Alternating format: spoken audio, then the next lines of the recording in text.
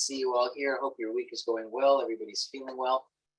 As I mentioned last week, today is the Yahrzeit for Rabbi Jonathan Sachs, Zichrono Livracha, and there are many, many programs happening, some happening as we're speaking.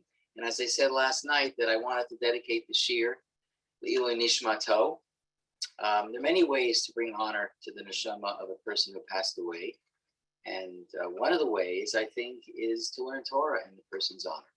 And so while those of you who are joining with me now have not opted to join some of the tribute programs happening online by so many organizations, please be assured that what we're doing is also bringing honor to the neshama of Rabbi Sachs. You know,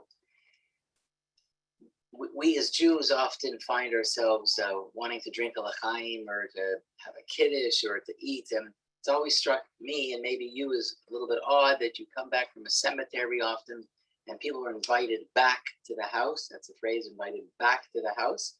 And there's some food is served, and you wonder, you come back from a solemn place. Why is the Jews sort of obviously use food as a default? It sounds weird. But we need to remember that the reason that that's done is not because we're wanting to eat, not because we want to have some sort of get together and social opportunity. The reason that we have a l'chaim, or we offer food to somebody after such a solemn moment, is because the intention is that when you eat or drink something, you're going to precede the eating and drinking with the recitation of a bracha. And at the moment that you're reciting the bracha, you ought to have in mind the person who passed away, and it was their own failing or whatever it was. And that's why we're coming together in the merit of that person's neshama. And as we recite the bracha, the impact of the bracha in Shemayim is to bring merit as zechut to the neshama of the niftar or the nifteret. So that's what we're doing tonight. We're learning Torah together, and it is our hope that the merit of our learning together will be accrued, as it were, to the neshama of Rabbi Sachs, whose contribution certainly to the Jewish world has been unparalleled in centuries, and I even say to the entire world. He served, as you know, as the chief rabbi in the United Kingdom of the United Congregations, but it was also said of him, not only was he the chief rabbi to the Jews, he was also the chief rabbi to the non-Jews.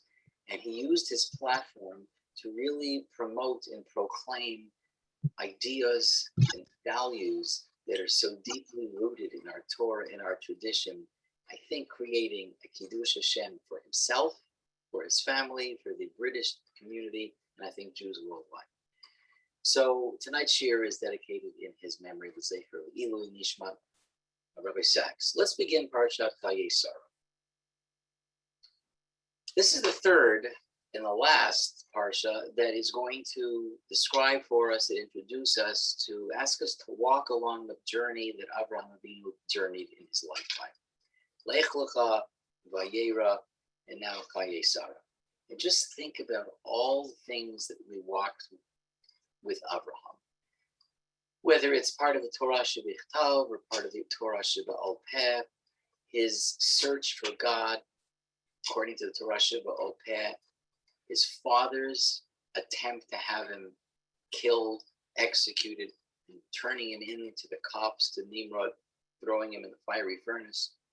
The nisayon of leaving his home, leaving his family behind in Haran, making his way to Israel, arriving in Israel and seeing that there was a famine, taking his wife from Israel, the land that Hashem promised him, to go to Eretz Mitzrayim. His wife was kidnapped, forcibly grabbed from beneath him, as it were, nearly violated, finally returned to him. Gets back to Israel. He sees a further family rupture and fracture with Lot, his nephew. There's the war that he had to engage in. Like, the stories just go on and on and on, of course. And in last week's Parsha, perhaps the most dramatic of all tests, that some would say, Zakivat Yitzchak, a man whose life is dedicated to chesed, to bringing people into his tent, to extolling and teaching the virtues of God, a loving God, a different God than any of the people in Canaan were used to, and then finally being told by God, take your son and elevate him, bring him to the top of the mountain as a korban. It's an extraordinary moment, well beyond, in some ways, our ability to comprehend that. So much has been written about it. But at the end of the Parsha, of course, he comes down from the mountain and he returns. And then this week's Parsha begins. This week's Parsha begins with the death of his wife. Death of his wife. And of course, the whole Parsha begins with the death of his wife and his need to bury his wife. So this Parsha, Parshat Chayei Sara, is qualitatively different than Lech Lecha and Vayera. I think that one of the qualitative differences is that in the first two Parashot, Lech Lecha and Vayera, as I describe them, as we know them, Avraham is engaged in some ways as being the teacher of God. All the things that I've described, the central figure. And his goal is to disseminate. If anybody has their microphone on, can you just take a minute and mute yourselves? Because I'm hearing a lot of background noise from somebody, but I'm not really sure where it's coming from. So maybe I'll just, is it easier for me to mute everybody? Maybe I'll just do that 1 second.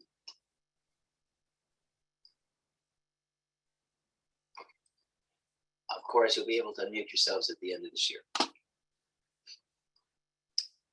This week's Parsha doesn't present us with an Avraham who's a public figure anymore. It's a completely different Avraham. In fact, this Avraham, the Avraham of Parshat Chayei Sara, is the Avraham of family. Wasn't true for Lech Lecha, it wasn't true for Vayera, but it is very true in Parshat Chayei Sara. Avraham is not waging a war. He's not dealing with powerful rulers. All he is doing is tending to his family, and it begins with having to bury his beloved wife, his partner, who shared with him his life mission of bringing the awareness of Shem to the world. In some ways, and maybe I'm overstating this, Parshat Chayei Sara is the depiction of Avraham as an ordinary guy who has to deal with the sort of tests and struggles that everybody has to deal with. Everybody's had sadness in their life, or many of us have, I shouldn't say everybody. The death of a family member whom you love, suddenly, unexpectedly, and all that brings. I can understand that. I was in Miami with my family in a vacation in the summertime when I got the phone call from my mother that my father had died suddenly, unexpectedly. And there we were. We were in Miami after having borrowed somebody's van to drive down. And like, oh my gosh, now what are we going to do? And so I know I'm not an Avraham, I'm not anywhere near Avraham, but the idea of having been thrust into a moment of personal sadness and having to deal with death and sorrow and loss, many of us have been that. That's Avraham. That's Parshat Chayei Sara. Many of us have been there. I haven't fought against 5 kings, so Parshat Vayera and Lech are different. But Chayei Sara somehow resonates in a completely different way. In fact, Rashi wants us to understand something. And Rashi offers us an interesting comment, which he derives from the Midrash. And Rashi again reminds us that sometimes not only are messages in the Torah learned by the actual words and the construction of the words and the order, but sometimes the Torah's messages is in the juxtaposition of stories one to the other. And so Rashi tells us that in fact is the case in the beginning of Parshat Chayei Sara. And Rashi says that what's the reason that Chayei Sara is the very next story following Akedat Yitzchak, which ends Parshat Vayera. And Rashi, quoting Midrash, says, well, there's a direct connection. That once Sara heard the news of what happened, transpired at the top of Har HaMoriah, that Sarah's neshama left her body. The shock, the intense, maybe, challenge of understanding how this all could have unfolded. She didn't have the benefit of God appearing to her. She didn't have the benefit of a 3-day journey where she sort of had to work through all of the difficulties, emotional, psychological, religious, philosophic, that Avraham had. She just hears what happened, and the anxiety, the anguish, the suffering in that moment was so intense, the Midrash says, and Rashi quotes, that she passed away. So in some ways, of course, it's Avraham returning home. He was returning home. Now, there's a side to Avraham that it's not so easy to talk about. And that's the side of the price that a family has to pay when somebody in your family plays such a public position. Avraham was an entirely public person. He had alliances and allegiances, not just with his own family, but clearly with people outside of the Jewish community. His three closest allies were Aner, Eshkol, and Mamre. They weren't Jewish. They were pagans. They were idolaters, but they were allies. Avraham was a public figure who had dealt with the world, and now at the beginning of Parshat Chayei Sara, he's a widower. His wife had died. And maybe partially Rashi is trying to, or the Midrash is trying to tell us that there is a price to pay. And I don't know if it's avoidable. Some things are never avoidable. And if Avraham didn't play this role, we probably wouldn't be the people we are today. And so all of us at this year, 2021, owe so much to Avraham and to Sara, who stood by his side. But if it wasn't for Avraham's willingness to play that role, maybe the Jewish people would never have unfolded as we have, and we wouldn't be the type of people we are. So this parsha, I think, is pushing us a little bit to consider that notion of the price people pay for making history. Avraham was creating the Skut. We invoke the whole story of Har Moriah on Rosh Hashanah, the day that we believe, that we claim to Hashem. What Gemara tells us, the day in which Hashem is judging us, Rosh Hashanah, on that day where we need every Skut we can, we ask Abraham's Skut to stand in our favor. But remember, that was a Skut that comes to us with a big price, with a huge price, that Avraham had to, as it were, step aside from his family life in some way in order to do that. Another story that I think really, in my mind, even more emotionally tells this story is the story of Purim, where a typical Jewish woman who had a dream of being somebody's wife, somebody's mother, somebody's grandmother, living in Persia in a city called Shushan, something happened. Something totally unexpected happened, where she gets swept up in the politics. She gets swept up in the palatial intrigue. She gets literally swept up into the king's palace and gets chosen. Her life takes a turn that she could never possibly have imagined. But Esther saved the Jewish people. Esther saved the Jewish people. Would it have been better had she not? Would it have been better that the price that she paid had never been paid? Would it have been better for her to remain with Mordecai in the home as a typical young Jewish lady and let things play out as they would? Well, then maybe we wouldn't be here. It's a hard question. And the Midrash, one of the most moving Midrashim that I've ever read, and it continues to sort of move me when I read it, shows all the Jews of Persia and of Shushan celebrating Purim. It's a beautiful time. It was a time of redemption, of saving. And there is Esther in the king's palace, hearing all the clapping and probably knowing everybody's drinking l'chaims and the joy. And she looks out the window in the king's palace where she lives. She has to live. And she turns to Hashem and says, in the words of the Tehillim, Keli, Keli, lama azavtani. My God, why have you forsaken me? And she says in the Midrash, just tears your kishkas out. She says, Hashem, when Sara was taken by Paro and Avimelech, you saved her. You let her go back to her home. But I was taken too from my home. And you never let me go back to my home.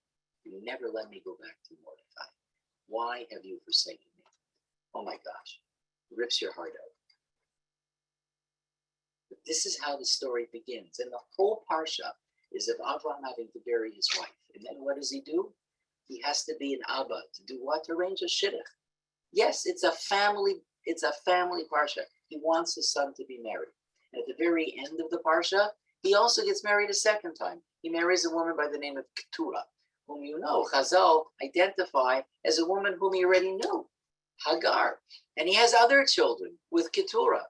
And he takes care of them in a manner that he thinks is befitting, and then he sends them away. And his life comes to the end of the parsha. But it's a parsha of family. Unlike Avraham, the man of the stage, the man of the public scene, the man who's engaging in battles, the man who's engaging in battles metaphorically as well as religiously, he's gone. He's gone. He's not there anymore. And in fact, in Parshat Chayei Sara, there is no recorded conversation between Shem and Abraham. That's over. That's at the end of Parshat Vayera. Hashem doesn't speak to Abraham anymore. It's as though almost he's moving to the side of the stage. So a little bit more of a melancholy introduction, but I think it's an important perspective to see how the Torah wants us maybe to look at Abraham in this week's Parsha as an ordinary guy. He's a guy who needs to deal with the sort of things we have to deal with too. Sadness, tragedy, passing, shidduchim, children, concern, the future, his own wanting to be fulfilled, getting remarried again at an older age. Oh my gosh, these are topics that are not so far-fetched. And that's why I've said over the course of our Shiurim that when we're learning Chumash together, we are not learning the stories of the past. Our task is to find us in the story. This story is about us. Of course, it's the story of us told through Abraham, but it really is the story of us. And just since I mentioned that I want to dedicate the Shiur to Rabbi Sachs, I'm going to just share an idea that he wrote. He's so many books. So he has a book about the Parsha, which focuses on leadership. So in his Parsha, Lessons in Leadership is the name of the book. Maybe some of you have this book. But on Parshat Chayei Sara, he teaches one lesson that I just think it's worth mentioning. And in some ways, I think complements the description that I've shared with you thus far. Now, when you take a look at the beginning of the Parsha is really detailed in telling us about the ongoing negotiations between Avram and Hittim and then Ephron in order to purchase Marat Machpelah, which ultimately became the burial place for Sara, for himself, for Yitzchak and Rivka, and for Yaakov and Leah, and Adam and Chava. But let's just, we're going to take a look at the Psukim in a second, but just bigadol, from a sort of a higher view of this discussion, I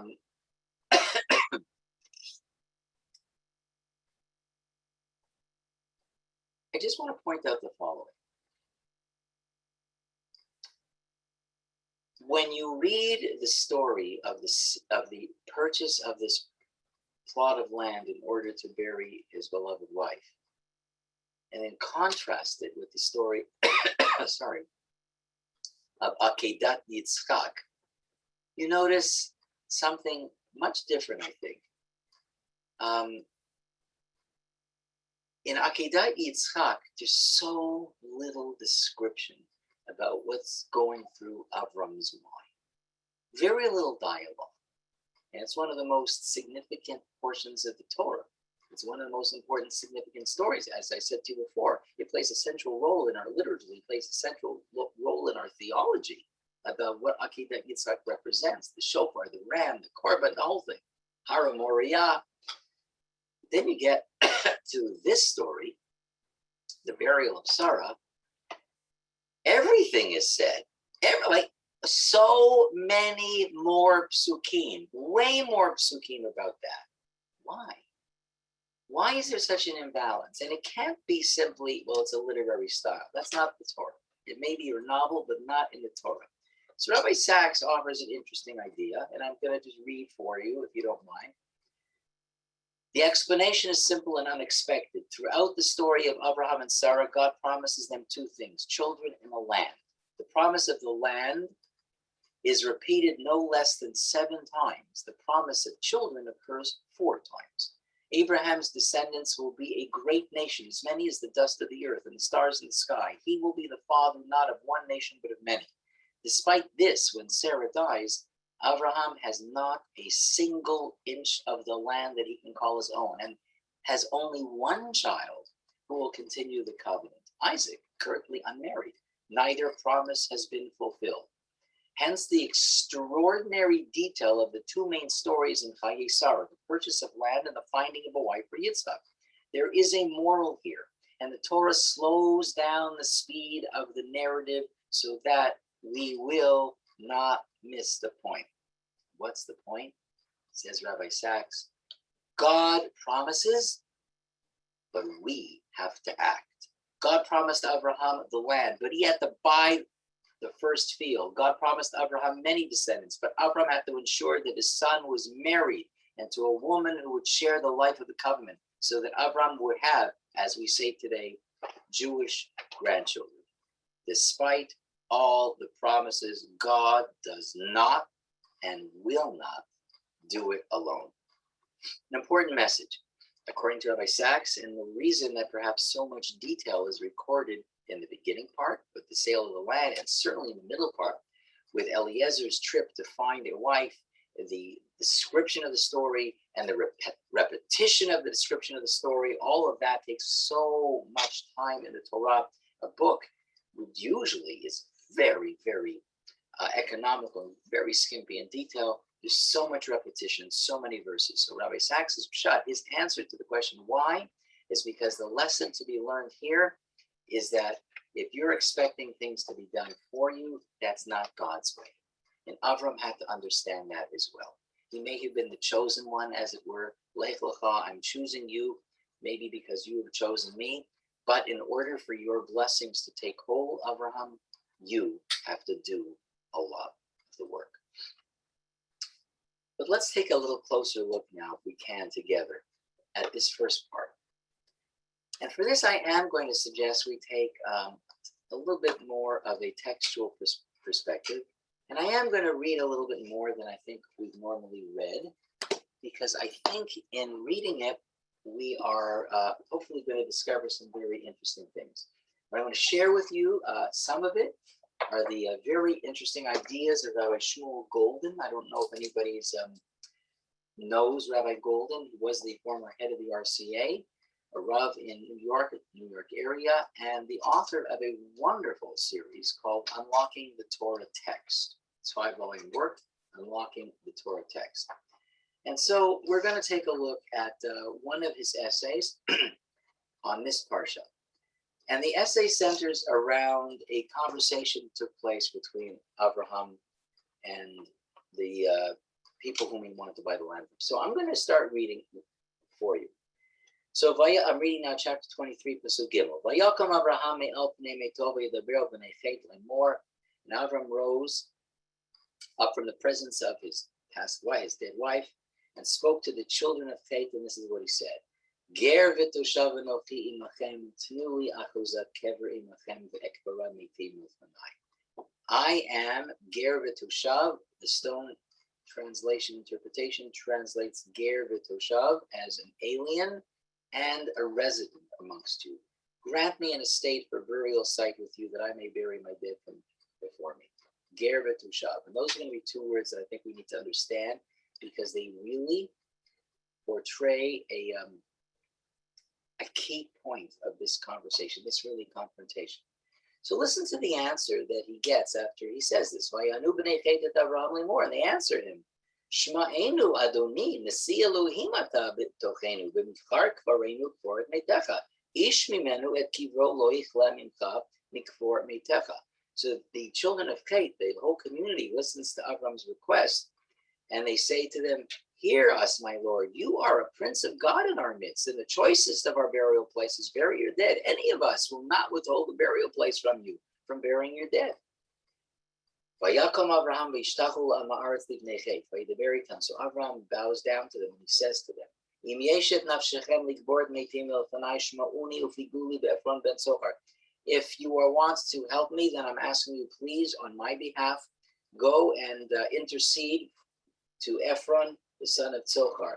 V'tein li et ma'arat ha'machpelah asher lo asher b'ktzei sadeu b'chesev malei yitnena li b'tochatem la'achuz ha'kever. Please convince him to sell me the property. And of course, he identifies what he wants is ma'arat ha'machpelah. Torah says, Ephron yoshev b'toch b'nei chet. So Ephron is amongst the community. He's there. Everybody knows Ephron.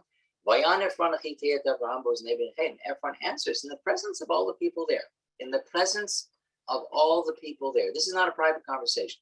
This is a very public conversation. And what does he say? Lo adoni shma'eni hasadeh natati lach. And so Ephron says, no, my lord, here I've given you the field. As for the cave, no, the money, it's not about the money. I want you to have it. I want everyone to hear me say, and I want everybody to witness, you can have the field. Avraham, he again bows to everybody. By the bear El Ephron goes Aretz. And Avraham now is talking to Ephron, but again in the presence of everybody. It's not a private conversation. No, I don't want this as a present. I want to buy the property and I will pay for it. And I will bury my wife there, but I want to buy the land. Vayan Ephron et Avraham lemor lo. And Ephron responds, Adoni shma'eni eretz arba me'ot shekel kesef beinu v'incha mahi. What can 400 shekels, what 100 silver pieces be? Come on, it's not that amount of money. Of course, that's a huge amount of money. But Ephron is playing that down. Ve'et mitchak for, for this amount of money, you can bury her. V'shma Avraham el Ephron, v'yishkol Avraham l'Ephron et kesef asher diber bo'znei b'nei chet arba me'ot shekel kesef v'grela socher. But he pays it all. So let's go back to the beginning of the story, because I think there's the text and there's the subtext. There's something going on here that Rabbi Golden says you cannot miss this and overlook this because it's critical. It's a very significant piece. So why so much detail? Wouldn't it have been easier for the Torah to say, and Avram bought the land from Ephron? And then we would have known it was bought, it was purchased. How the negotiations went, although might be interesting, may not be necessary. But yet the Torah says, no, it is very necessary. It's necessary for you to hear the words of Avraham. It's necessary for you to hear this negotiation. Why is that? So there's a lot of different answers to the question. Let me first share the ones that we're going to talk about quickly. So some say, of course, that this is one of the 10 tests. This is one of the 10 tests. So as much as we think that the Akedah was the most amazing and most difficult and challenging test that Avraham Avinu had to go through, Rabbeinu Yonah, in his list, says, no, the last test, the hardest test, was this test. An interesting idea. The hardest test that Avraham had to undergo was the sale and the purchase of the land of Me'arat Machpelah. That was more complicated, more difficult, more challenging than Akedat Yitzchak. Why? So one of the answers given to that was by a former late chief rabbi of Yerushalayim. His name is Rabbi Betzalel Zolti. And Rabbi Zolti has a fascinating answer. Rabbi Zolti says, yes, while the Akedah may have been the greatest test, it wasn't the test of Avraham's greatness. The test of Abraham's greatness is more connected to the story of the death of Sara and the purchase of Me'arat Machpelah than the Akedah. And why is that? Rabbi Zolti explains. Because in the Akedah, as the Torah clearly tells us, Abraham struggled with that. It took him 3 days to go from his home to the top of Har Moriah. And during those 3 days, he struggled. He didn't sleep. He was thinking this through over and over, playing it out in his mind.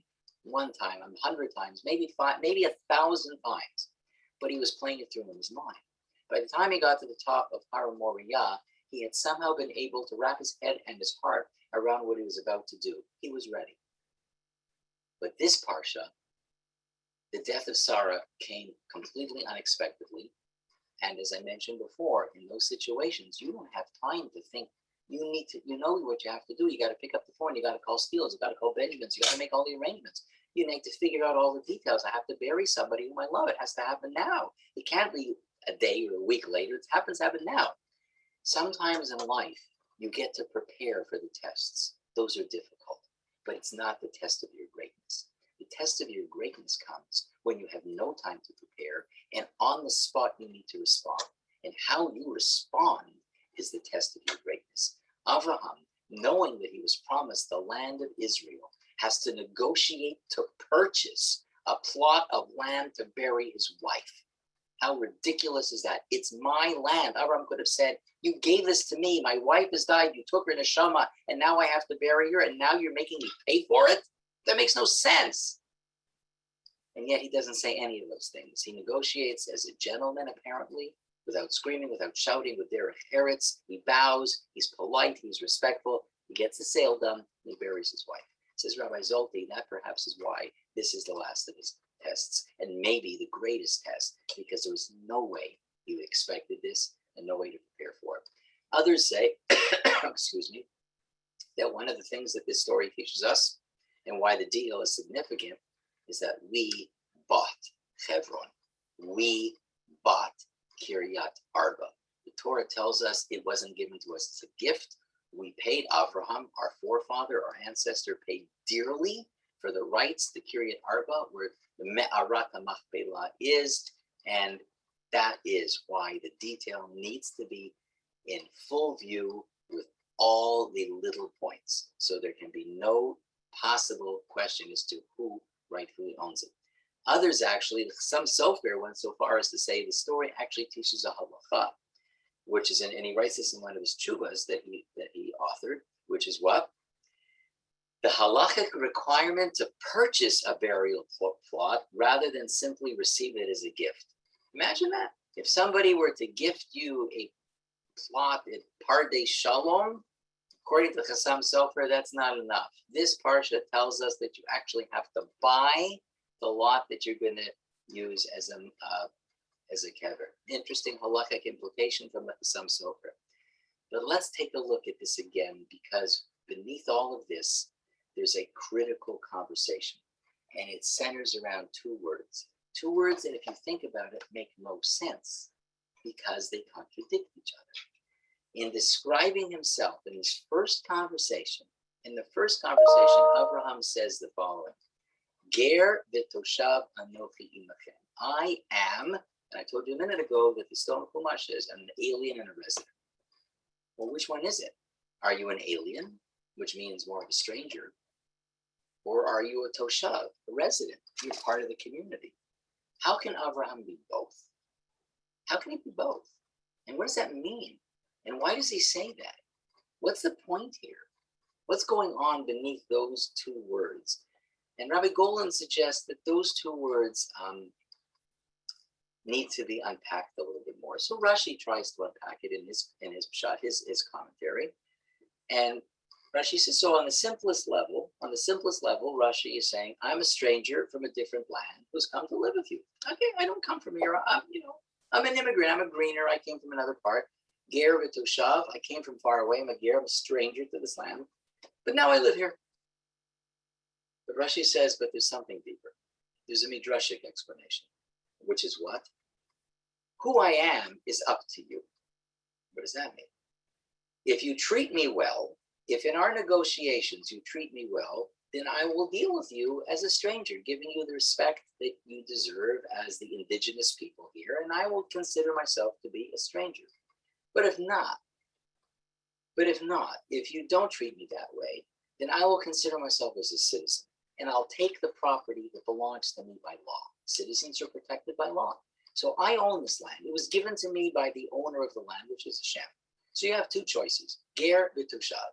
Either you treat me, you want to treat me as a ger, that's fine. But as long as you're treating me as a ger, treat me as a ger, but treat me well. But if you're going to say no, then I'm going to demand my rights. But let's take that another step and go one step further. Maybe what Avraham is saying by the use of the word ger and toshav, he's really saying something that there's no way of resolving. So it was never intended to be resolved. So while the pshat that we said before is I'm a stranger from another land, that's the ger, but I've come to reside you, the toshav. So I've sort of resolved how two words that seem to be contradictory sort of can fit. Maybe they're not intended to fit.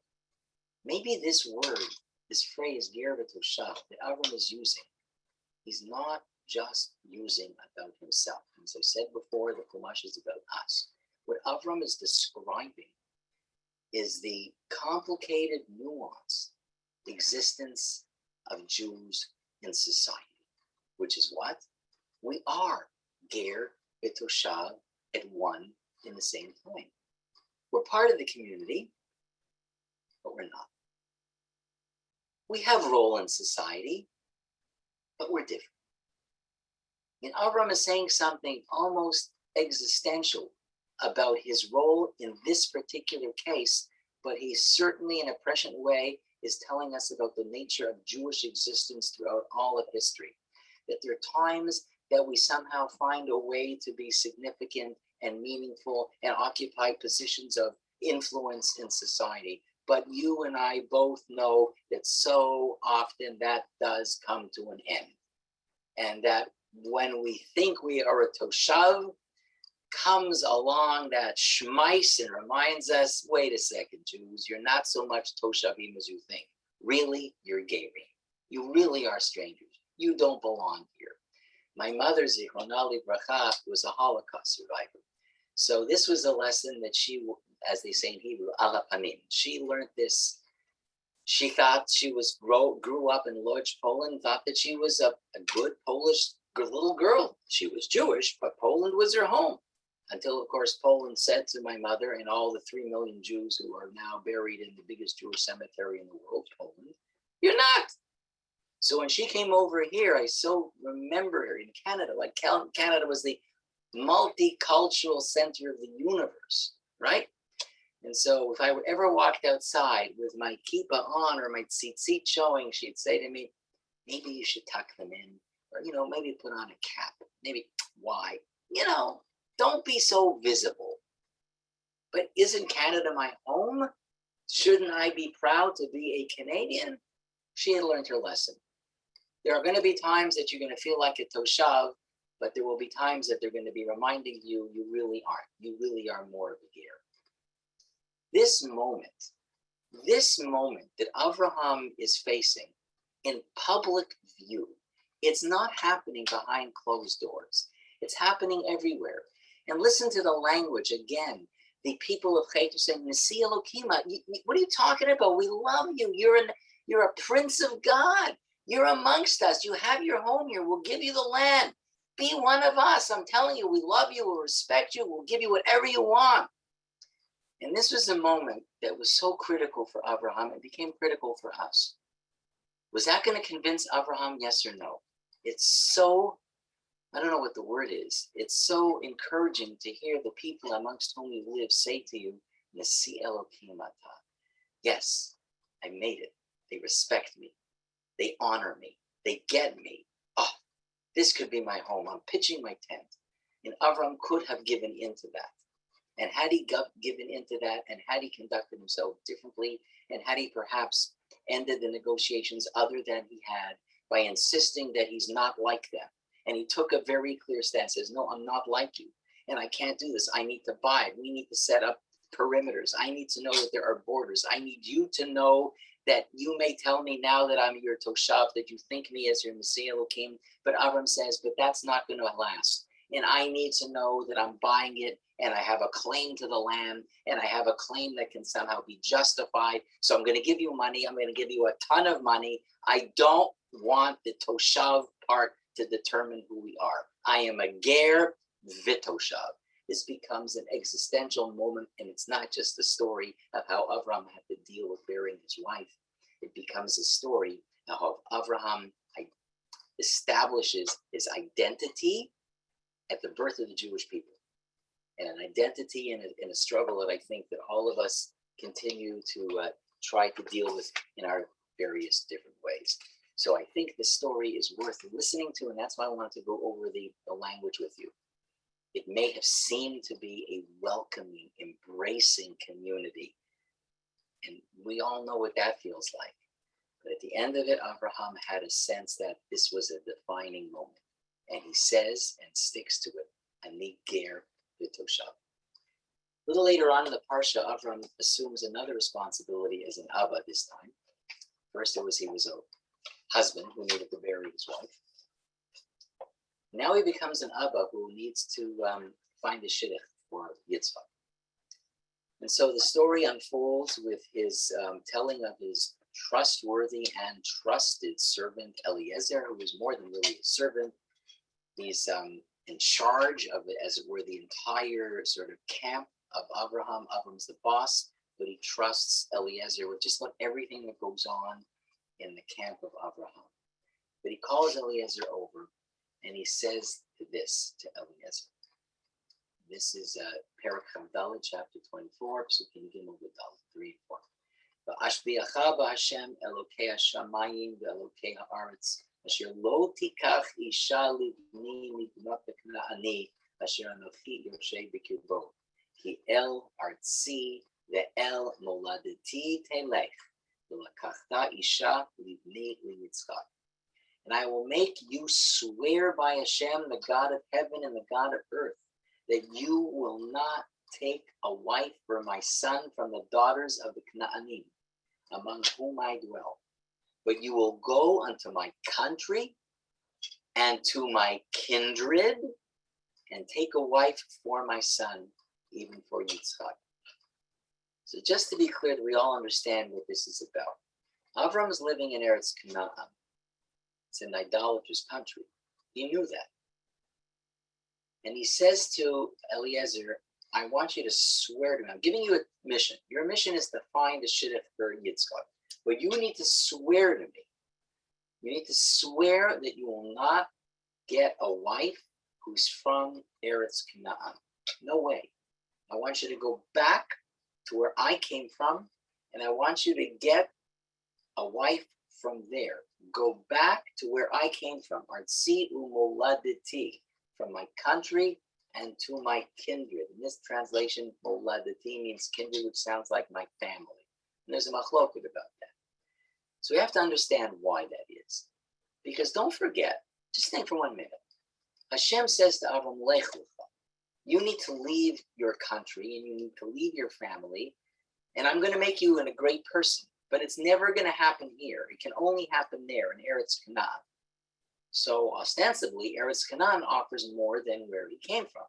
And yet Avraham is saying, do not ever take a wife for Yitzchak. Swear to me that you won't find a woman in the land that I'm living in now, but rather you're going to go back to the place that Hashem said you can't stay there because you're not going to be able to be great. So why is that? Eretz Canaan, for sure, was not any better. And Eretz, where he came from, Ur Kasdim, didn't seem to be any worse because both places were idolatrous. But Avram is insisting that Yitzchak cannot marry a woman from Canaan. And don't forget, and I mentioned this before in my opening remarks, Avraham had in fact found allies in Eretz Canaan. Aner, Eshkol, and Mamre were prepared to risk their lives for Avraham. These were people who may not have been Hebrews. They may not have finally, given themselves a bris milah like Avram and become Jewish, to whatever that meant then. But they were men of character, men that Avram knew, men that Avram trusted. According to the Midrash, he asked them for advice as to whether or not he should fulfill God's mitzvah brit milah. He asked them, what did they think about it? So if you're going to be asking these people for advice about what you should do as a Jew, really, their daughters couldn't possibly serve as potential shidduchs for your son, Yitzchak? Avram says, no way. No, can't be. So why not? So let's take a look at some possibilities and see whether or not you think that they are strong ones. So the Midrash HaGadol offers an interesting possibility, and I'll just read the line that I think is critical. La'olam tehei da'ato shel adam kirova likrovav, v'im yesh lo krovim oseh b'tovatan. Which means what? That a person should always first give consideration to his relatives, and if he has relatives, promote their welfare. What does that mean? So Avram knows that whether it's Canaan or whether it's Ur Kasdim, families there are idolatrous. Even his own family is idolatrous. But it's better to take your own family idolater than from Canaan. Why? Because Avraham had faith that he would be able to convince them to grow and to change, as he's done hundreds, maybe thousands of times for all the people whom he's come in contact with. So if he's going to, as it were, teach and redeem someone, redeem your own family. Help your own family. So go back to Ur Kasdim and find Mishpacha there. Okay, right now they're idolaters, but when they come back there, it's Canaan, and their daughter marries your son, you're going to work, you're going to teach them. Even Yitzchak could possibly teach them. So it's better to give that opportunity to family than it is to strangers. That's an idea that I think everybody would understand. You need to reach out and provide a helping hand to somebody. It's entirely appropriate to reach out and help your family before you're going to reach out and help somebody else. But it's important to consider some other things, I think, that are part of this. Did Avraham really command Eliezer to prepare his family for a wife for Yitzhak? Is that what Avraham was thinking of doing? Telling Eliezer, when you find somebody, I want you to find somebody that you think I can influence. Is that what he was asking? All that he seemed to be saying was go to the country and find a woman. It doesn't have any of that subtext that the Midrash seems to want to overlay. So while it's a lovely idea to overlay it, it doesn't seem to find a sort of like a basis in the text. If you just read the text, it says Eliezer, he told Eliezer, go over there, find a woman and bring her back. But this is what he really meant. But it's not there in the words. And to sort of force that may not be really an acceptable meaning. So what could possibly be the answer? Why is Avraham, main question is therefore not why Avraham sent his servant to that particular place, but rather why did Avraham command him not to take a wife from Canaan? That would be a better question. Why not from Canaan? Why go back to his own town? Okay, maybe he thought that was being nice to family. Why not from Canaan, especially if he had some allies? And here, I think an answer comes forward that makes a lot of sense. And this is the answer. And one of the commentaries, Rabbi Nissim on the Gemara, I think says this, as well as some of the other Meforshim. It wasn't that in Ur Kasdim, the level of idolatry was less significant or less impactful. He knew that no matter where they came from, it would be the same. It's not an issue in the woman. He knew that, but rather something else. It's this. If he were to find a woman who came from Canaan, then the woman's family would also be in Canaan. And she would always be connected to her family, her memories, her mother, her father, her sisters, her grandparents, her uncles, her aunts. And she would always be under the umbrella of the influence of that local culture from which she came. And Avraham was absolutely convinced that it was likely that Yitzchak would not be able to extricate himself from that influence. Once the woman came from Ur Kasdim, it was an effective and one-time disconnection between her and the whole community, the whole culture she left way back at Ur Kasdim. No mail, no visits, no social media, no family visits. And Avraham was sure that if Yitzchak married a woman from Ur Kasdim, he then would have a chance to develop as the Yitzchak who ultimately would become one of the three Avot. If the woman came from Eretz Canaan, Avraham was very much concerned that it would not happen. And in the language of Shimshon Raphael Hirsch, I'll read from the translation, from the daughters of the Canaanite in whose midst I dwell, the influence of a Canaanite girl on my son will be infinitely more potent since I dwell amongst them. Not only the girl, but her family, her relatives and friends will all together exert a cumulatively deleterious influence on my son. So that's an interesting idea to take a look at. And how do you build a Beit Ne'eman b'Yisrael? Everybody gives that bracha to a chassid and kala at their wedding, right? You should be zeichet to build a Beit Ne'eman b'Yisrael. How does that happen? What do you need to do? What are the building blocks of building a Beit Ne'eman b'Yisrael? Avraham says, well, one of the building blocks is make sure that the home that they built is going to be far from any sort of negative consequences that could possibly change the course of their life together in a negative way. An interesting idea.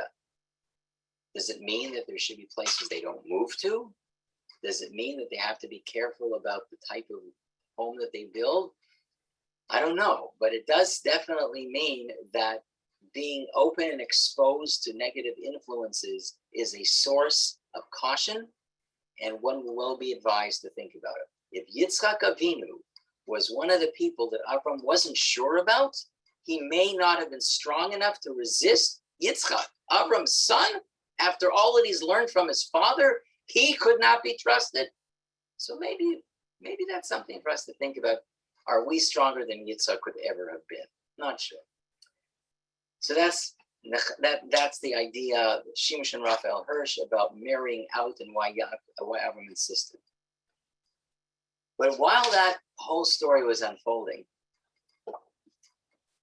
and finally, of course, Eliezer does find the woman, the Torah tells us a little bit about that encounter that Eliezer had with the family of the woman. Of course, the woman is Rivka. And listen to this part. It's interesting to listen to the language of Rivka's father and Rivka's brother, who plays a much more vocal role in the Shiur.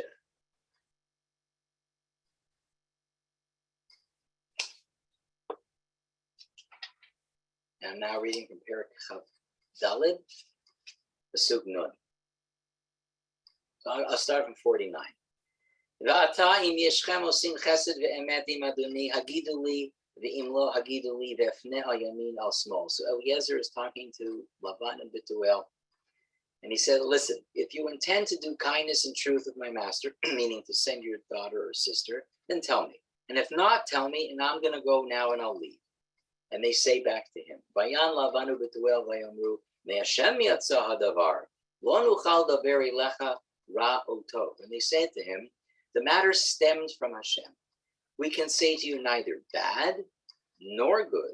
Here, Rivka is before you. Take her and go, and let her be a wife to your master's son, as Hashem has spoken. Okay.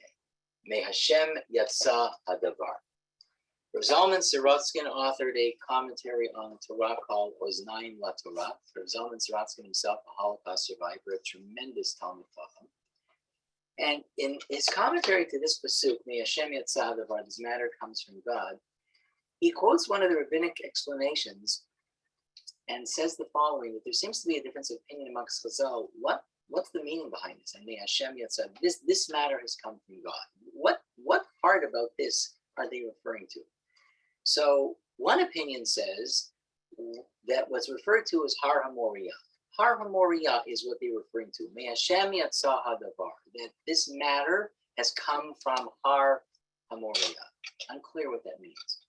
The other opinion quoted of another group of rabbis is this, meaning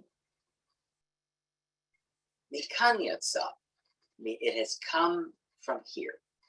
So one says this matter has come from Har HaMoriah, and the other group of rabbis says this matter has come from here. May Hashem yatzah here. What does that mean? So the second opinion, Rabbi Sorotzkin says, well, that makes a lot of sense, which means what? Listen to this. It's a fascinating take about the story.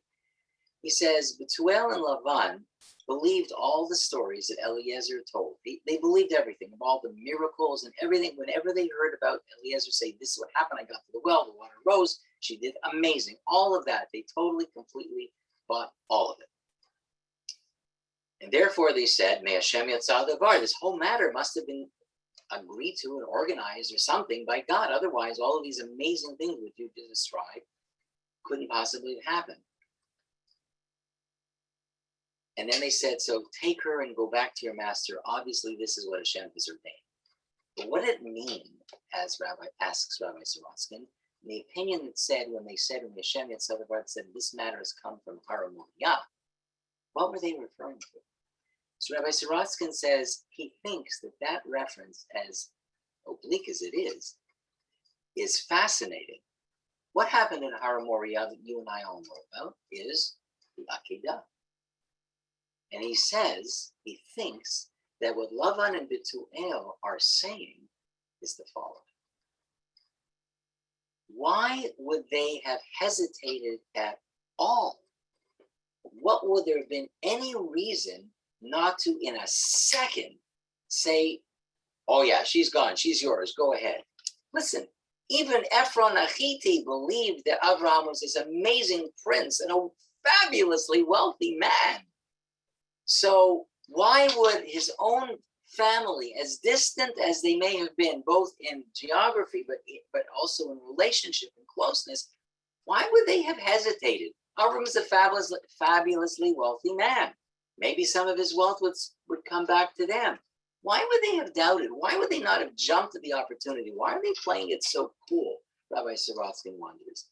And he says the following. He says, perhaps they were playing it cool because they had heard what happened. What happened? Why is Yitzchak not the most desirable bachelor around? And he should have been grabbed up really quickly. And he says, well, maybe what's going on is that they had heard about the Akedah. And they didn't know whether Yitzchak was going to be a good husband. After having gone through that sort of experience, is he going to be there? Is he really going to be there for their daughter, or in this case, the sister?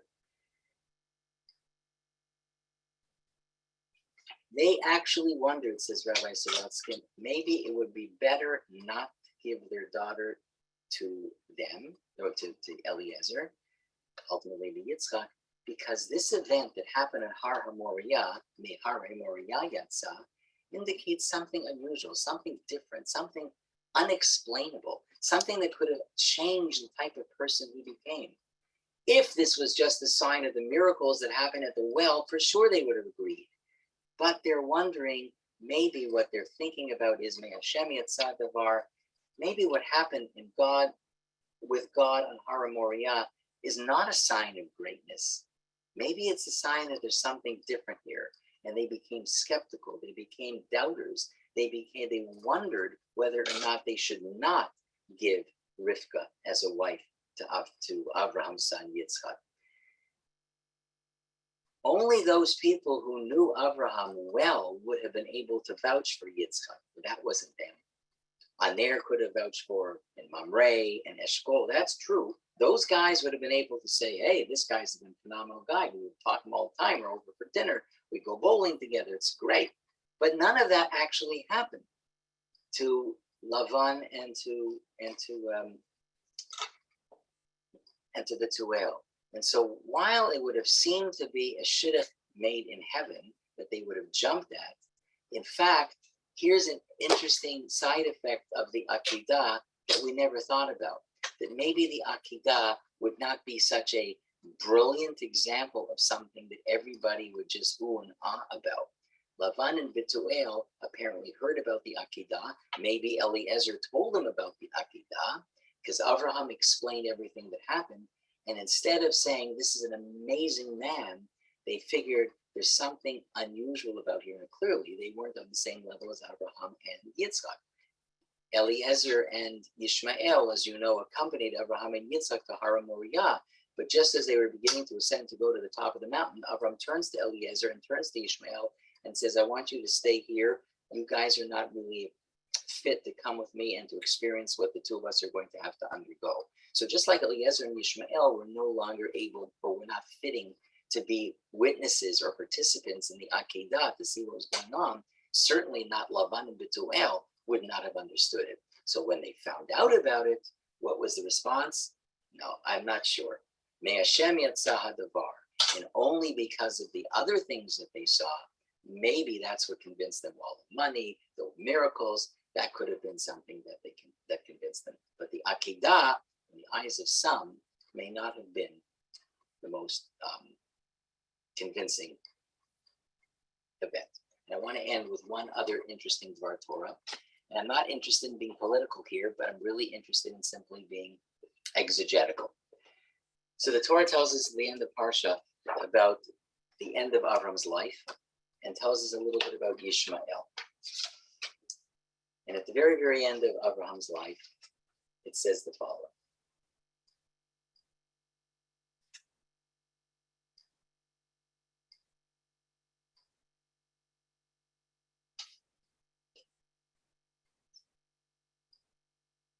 Just one moment, please. I'm reading from chapter 25, Pasuk 16. Chapter 25, Pasuk 16. Ted Zion. And here's what it says. Elehem b'nei Yishmael ve'ele shmotam b'chatzreihem u'v'tirotam shnei masar nesiim lunatam. I'm going to read it in English just to save a little time. These are the sons of Ishmael, and these are their names by their open cities and by their strongholds, 12 chieftains for their nation. These were the years of Ishmael's life, 100 years, 30 years, and 7 years, and he expired and died, and he was gathered to his people. They dwelt from Havilah to Shiur, which is near Egypt, toward Assyria. Over all his brothers he dwelt. So this is the very end of Parshat Chayei, and it tells us about Yishmael. Let me ask you a simple question. Where was Ishmael buried? Well, it doesn't actually say where he was buried. It says he died. Well, let's look at it again. The order of the three psukim that I just told you seems to be a little bit odd. Here's the first of the three psukim. These are the sons of Ishmael, and these are their names by their open cities and by their strongholds. 12 chieftains for the nations. It's a big family. 12 chieftains. These are strong, strong sons. And then it says, these were the years of Ishmael's life, 100 years, 30 years, and 7 years, and he expired and died and was gathered to his people. Okay, so we now know he died and he was gathered to his people. It doesn't say where he's buried. And then it concludes with this verse. They dwelt from Havilah to Shiur, which is near Egypt, toward Assyria. That should be the second of the third verses, because it sounds like here's the family, the sons of Ishmael, they dwelt here, and then at the very last pasuk should be, these were the years of Ishmael's life. So why is the Torah putting these three verses in this order? Rabbi Ben Zion Fear, one of the former, long time ago, Rabbanim at Kerem B'Yavne in Israel, brilliant thinker, creative mind, in his work on Chumash offers a really interesting take on it, and says that the order of the psukim is very deliberate. And it might seem to be out of order, but it's not. Why? The last pasuk, which talks about where they dwelt, is actually a pasuk that tells us where Yishmael is buried. Or more precisely, where Yishmael is not buried. In the second of the three pasuks, he dies. In the third of the three pasukim, the Torah tells us where the family dwelt. Why? What's the connection between the second pasuk, his death, and the third pasuk where they dwelt? Rabbi Shiur says because the third pasuk is telling you where he was buried. He was buried in this part, and this is not part of Israel. This place, which the Torah describes where Ishmael dwelt, is not part of Israel. And to be even more specific, says Rabbi Shiur, it's telling me where Ishmael was not buried. And where was that? He was not buried in Me'arat HaMachpelah. Maybe he didn't know where it was. Of course he knew where it was. How do you know he knew where it was? Because the Torah tells us when Avraham died, he went to bury Avraham along with his brother Yitzchak. And where did they bury Avraham? In Me'arat HaMachpelah. So for sure, Yishmael knew where Me'arat HaMachpelah was.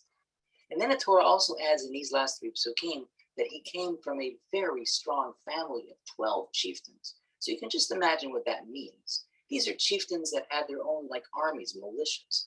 So if Ishmael really wanted to be buried in Me'arat HaMachpelah because he believed that was his birthright, like all of his siblings and his father and grandfather, then he certainly had the military might to go to Me'arat HaMachpelah or give orders that following his passing, take his body, go to Me'arat HaMachpelah, don't take anything from anybody, force his way and bury him there because he wants to be buried in Me'arat HaMachpelah with the whole mishpacha.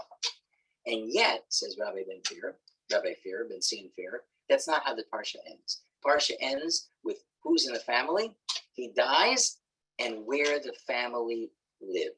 They lived Mechavilah at Shiur, but not in Israel. Rabbi Ben Fear says, how fascinating is it, this is his observation, that the descendants of Ishmael are now clinging to Ma'arat HaMachpelah, as it were, as part of their heritage, when in fact their ancestor, who is Yishmael, didn't seem to have an interest to be buried in Ma'arat HaMachpelah. Now, I don't know whether Rabbi Fear's proof is overwhelmingly convincing. It may or may not be, but we know that Yishmael is not buried in Ma'arat HaMachpelah. Was that because he didn't want to be?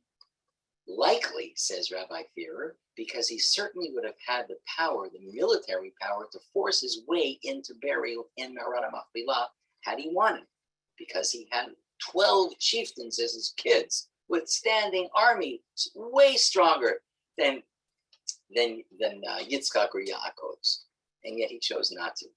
Suggesting, Rabbi Fear says, that let's be clear, Yishmael then, as it were, turned his back on not only Ma'arat HaMachpelah, but the Torah tells us that their portion of the Middle East is Mechavilah at Shiur, but their portion in the Middle East, says Rabbi Ben Fear, was not what we would call Israel. It's an interesting idea. I do believe he's making some sort of statement there that goes a little bit beyond exegesis, a little bit beyond Parshanut, but he is asking us to take a look at the Psukim and to consider the order of the Psukim, what is there, and maybe what is not there. So I hope that the Torah we learned tonight does in fact give a split to the neshama of Rabbi Sachs, Zichrono Livracha. May he continue to inspire Jews all over the world for years and years and generations to come. Thank you everybody for joining me tonight. I hope you'll come back next Tuesday night at 8 o'clock. New Parsha and new insights. So please feel free to unmute yourselves, and happy to engage in conversation with all of you. Thank you, Rabbi, for another enlightening and fascinating shiur. Thanks. Thank you very much, Sharon. Appreciate that. Thank you. Thank you. Thank you. Thank you, Rabbi. Thank you. Thank you. Beautiful. Thank you, Appreciate it. Rabbi. Thank you. Thanks. Thank you. Thanks, Peter. All right, we're gonna go. You Okay. take care. Have a good week. You too. All right. Good night, everybody. Have a wonderful rest of the week. Hopefully, yeah, we'll see you next week. We hope all things well. Okay. Hi, Andy.